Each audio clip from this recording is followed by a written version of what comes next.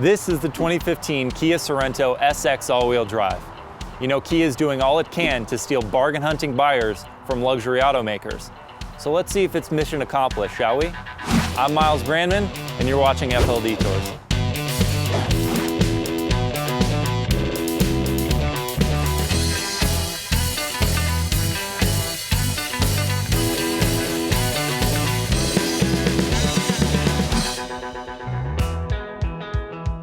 So the mid-size crossover / SUV market is pretty stacked. There's an offering from almost every major automaker. But if you're on a budget, your options are somewhat limited to things like the Hyundai Santa Fe, the Nissan Murano, the Ford Edge, and this, the 2015 Kia Sorento. Now right here, we've got the SX all-wheel drive version, and what that means is that this thing is fully loaded to the gills. You can get into a Sorento for under 25 grand, which is pretty great. And you can have things like the 3.3-liter V6 and the all-wheel drive system for around early 30s. But this one is just under 40 grand, and it has absolutely everything that you could possibly want from a luxury crossover. But there are a few distinctions that separate it from things like the Acura MDX and BMW X1. I'll get to those in a minute. But let's talk about some of the things that make this car really exceptional. You've got features like panoramic sunroof, LED daytime running lamps, 19-inch alloy wheels, heated and cooled leather seats. There's also an extra row of seating to fit 7. Some pretty impressive stuff at under 40 grand. In fact, some of the coolest features about this car are the tech and safety goodies. So you get things you've come to expect like Bluetooth and, in some cars, blind spot monitoring systems.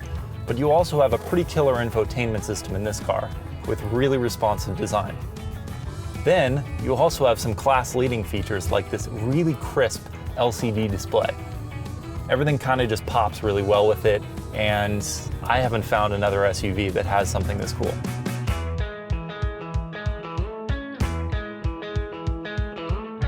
So how does it drive? This is where things get a little interesting. With 290 horsepower, and an all-wheel drive system, obviously, it's faster than a P1, handles better than a 2.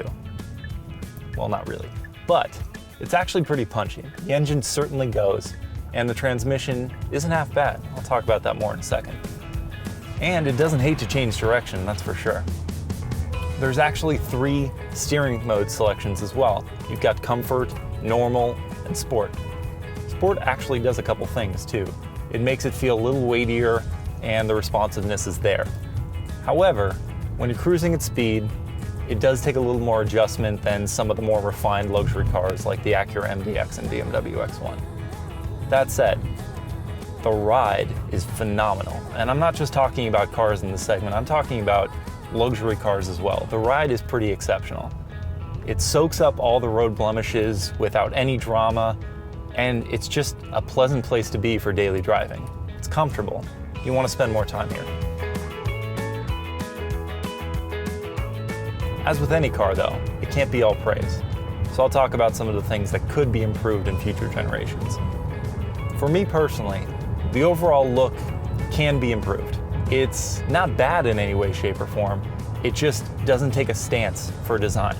And when you're fighting with things from BMW and Acura and Mercedes and other luxury automakers, you need a compelling design. You need a reason why people would give your car a second look. This doesn't do that. Other things that can be improved. As I mentioned, when driving at speed with this car, you gotta do a little too much with the wheel. You're constantly adjusting or else the car will just start to carry itself one way or another. Not terrible, just something you have to pay attention to that you may not have to with another car. I'm getting real nitpicky now, but things like automatic up and down windows, for almost 40 grand, you should probably have that in the car. Other small things like the automatic trunk latch, it took us a second to figure out where it was. I've seen it all over, near the driver before, but I have not seen it here next to the sunroof, so that took us a second to figure out. You'd get used to it, but just something to keep in mind. The only other somewhat large distinction between this and a sporty or luxury car would be the transmission. As I said, the engine packs a lot of power in the 3-liter V6, 3.3-liter V6, but the transition between gears isn't as quick on the uptake as some of the other competitors. So I think if they can sharpen that up a bit, make the shifts a little faster, they've really got a killer performer here. Because it's not a sports car, but if you do want to get in here and have a little pep, and you put it in manual mode, and you want to shift for yourself, some sportiness and quick shifting will really go a long way. So putting the pieces together, I'm a big fan of this crossover. Kia's done a great job, and I know they're only going to improve with future iterations. They haven't been at this that long, so for what they're showing me right now, I know a couple of years down the line, I'm going to have a ton of respect for them, not that I don't already right now. You need to take a second look at Kia, and you need to take a second look at something like this. Some of the big things that are wins for this crossover right here, as I mentioned, the engine has really got some pep. It's kind of awesome. The ride quality is amazing. I'm very comfortable pretty much at all times when I'm driving this. Things to improve are among the little things, like recess the infotainment system so there's not so much glare. Take a look around at what other automakers have done with their crossovers and maybe add some of those features in that you might be missing.